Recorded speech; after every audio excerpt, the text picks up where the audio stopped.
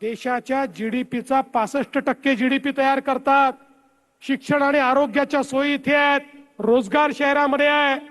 आणि म्हणून शहरात राहणारा गरीब, शहरात राहणारा मध्यमवर्गीय याच्या जीवनामध्ये परिवर्तन करण्याकरता या शहरीकरणाचं नियोजन केलं पाहिजे। आणि म्हणून पहिल्यांदा आपल्या देशामध्ये मोदीजींनी शहराकरता देखील योजना सुरू केल्या।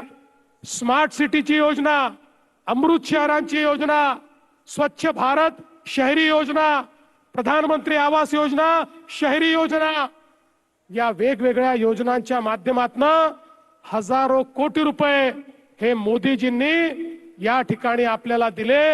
आणि त्यातनं आपल्या महाराष्ट्रातल्या सगळ्या शहरांमध्ये परिवर्तन होताना आपण सगळ्यांनी बघितलं।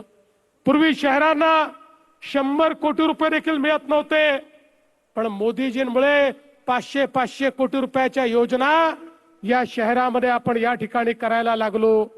वेगवेगळ्या पद्धतीनं आपल्या स्वप्नांना पंख देण्याचं काम हे मोदीजींच्या माध्यमातून झालं। आणि सोलापूरमध्ये तर सोलापूरकरांना खरे पंख देखील आम्ही दिले।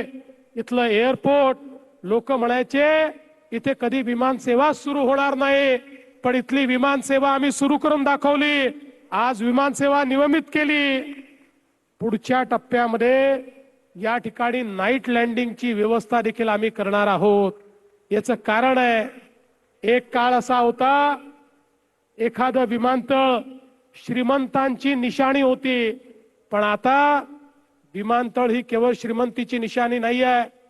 ज्या शहरातलं विमानतळ चालतं, ज्या शहरातल्या विमानतळावर फ्लाईट उतरतं, त्याच शहरात उद्योग जातात, त्याच शहरात व्यापार वाढतो। जिथे एअरपोर्ट नाही, जिथे फ्लाईट नाही, त्या ठिकाणी उद्योजक आता जात नाही।